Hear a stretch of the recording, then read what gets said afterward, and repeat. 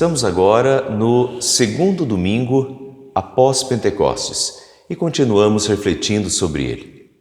O Pentecostes era uma das 3 festas do Antigo Testamento. É interessante como Deus criou essas festas e as usou como pontes para o Novo Testamento. Páscoa, Pentecostes e Tabernáculos eram as 3 grandes festas que Deus havia instituído e ordenado que eles guardassem e comemorassem, e depois essas 3 festas ganharam outra dimensão no Novo Testamento. A festa dos tabernáculos ganhou outra dimensão quando Jesus, o próprio Deus, se fez ser humano e tabernaculou, ou seja, habitou neste mundo. Ele era o tabernáculo vivo na terra, Deus entre o seu povo.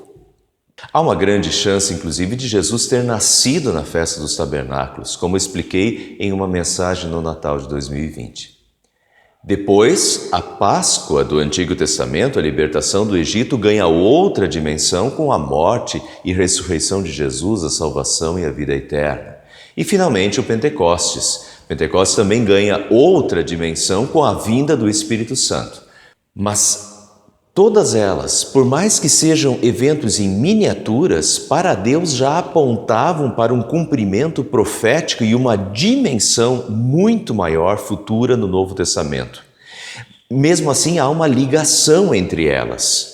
Páscoa, libertação do Egito; Páscoa, libertação do pecado e salvação eterna. Tabernáculo, habitação de Deus entre o seu povo; Jesus tabernaculando, o próprio Deus vindo morar entre os homens. Sendo assim, também há uma ligação entre o Pentecostes do Antigo Testamento e o Pentecostes do Novo Testamento.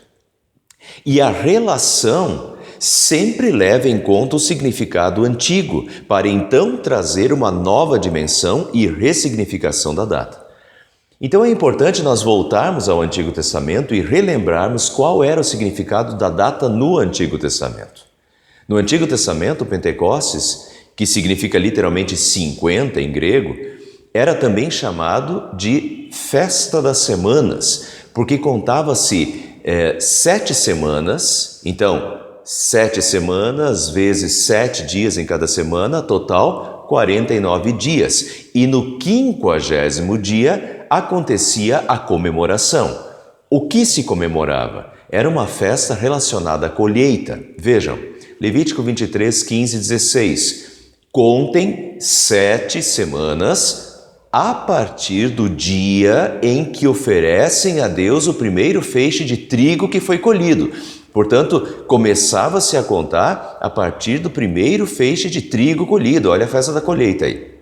No dia seguinte, isto é, 50 dias depois que oferecerem esse feixe, apresentem a Deus, o Senhor, outra oferta da colheita de cereais. Deuteronômio 16, 9 e 10 fala a mesma coisa. 7 semanas depois de começarem a colher os cereais, comemorem a festa da colheita. Nota então, festa da colheita, o 50º dia era o dia da festa da colheita. Em honra do Senhor nosso Deus, ofereçam a Ele o que quiserem, de acordo com as bênçãos que Deus tiver dado a vocês. Portanto, a festa de Pentecostes era uma festa da colheita, na qual se agradecia a Deus pelos frutos, pelas bênçãos recebidas. Então vem o Pentecostes do Novo Testamento. 50 dias após a Páscoa, vem o Espírito Santo. E a vinda do Espírito Santo é o prenúncio de uma grande colheita e de muitos frutos espirituais e divinos. Os historiadores normalmente colocam o Pentecostes como o início da igreja cristã. De fato, como Jesus disse na parábola, a semente de mostarda virou uma enorme árvore. Sob a ação do Espírito Santo, a igreja cristã cresceu, se espalhou pelo mundo, se ramificou, floresceu, frutificou. Sem dúvida, a vinda do Espírito Santo, a ação do Espírito Santo no mundo, gerou uma enorme colheita espiritual para Deus. Multiplicou os filhos de Deus na terra, multiplicou a igreja de Deus, multiplicou os frutos espirituais. Que enorme colheita divina Deus já tem e que enorme colheita será na sua volta. E o Espírito Santo continua agindo, convertendo corações ao redor do mundo. Como foi emocionante podermos ver no domingo passado a fé dos nossos irmãos na Coreia do Norte, Irã, China e em outros países, como eles estão sendo fiéis até a morte, estão dispostos a sofrer, serem presos e até morrer por Jesus, mas não o negam. O que é isso? É fé, é o Espírito Santo agindo naqueles corações. O Espírito Santo continua plantando, regando, florescendo e frutificando sua igreja na terra. Portanto, sem dúvida, o Pentecostes é uma grande festa, muito importante para nós e de grande gratidão, porque nos relembramos da descida do Espírito Santo, a ação do Espírito Santo, que está totalmente ligada ao crescimento da igreja e a uma enorme colheita divina. Mas não nos alegramos somente com o Pentecostes e a grande colheita do Espírito Santo no mundo, mas também louvamos e agradecemos pelo Pentecostes, pela descida do Espírito Santo na nossa vida e pela enorme quantidade de frutos espirituais que ela produz na nossa vida. Nós colhemos em abundância os frutos espirituais plantados em nós pelo Espírito Santo, regados, podados, cuidados e que frutificam em nossa vida. Tudo que nós temos espiritualmente é fruto da ação do Espírito Santo em nós. Eu comentei em algumas visitas durante as últimas semanas que nós nem sabemos, ou nem percebemos, ou nos damos conta de como o Espírito Santo está nos dirigindo e permeando a nossa vida, o nosso dia a dia. À medida em que nós lemos a palavra de Deus, o Espírito Santo vai agindo em nós, nos dirigindo, nos moldando, trabalhando em nosso caráter, em nosso ser. E chega uma altura que o nosso sistema moral, ético, os nossos valores estão de tal forma moldados que às vezes as pessoas até acham que aquilo é cultural e nem percebem que tudo isso, na verdade, foi sendo moldado no decorrer dos anos, plantado, regado pelo Espírito Santo em nossos corações.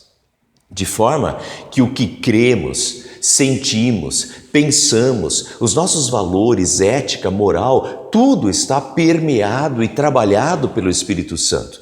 E tudo isso é uma bênção para a nossa vida.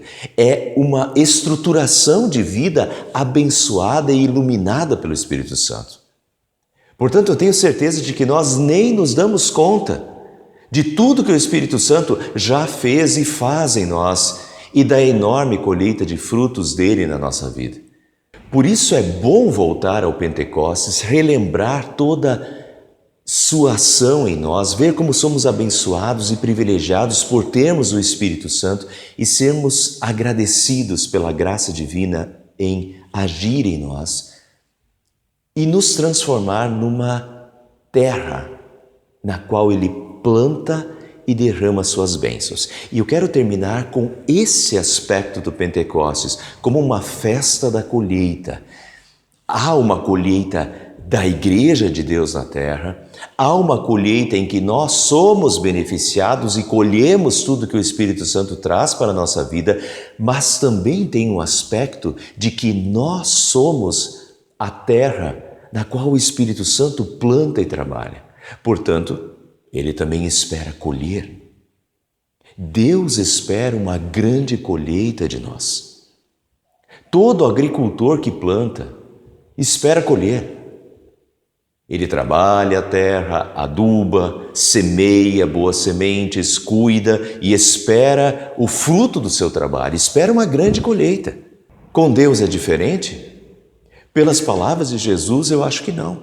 Quando Ele fala dos diversos solos, pedregoso, de espinhos que sufocam a planta, o fato é que todos receberam a semente e nenhum produziu, mas no solo fértil a semente produziu a 30, 60 e 100 grãos por planta. É óbvio que é isso que Deus espera de nós, a terra na qual Ele planta.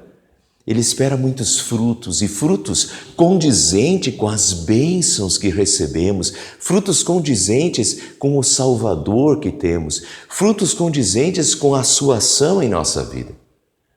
Algumas semanas atrás, relendo os textos que falam do Espírito Santo, me chamou a atenção que João, no seu Evangelho, relembra o que Jesus ensinou sobre o Espírito Santo no capítulo 14 e no capítulo 16.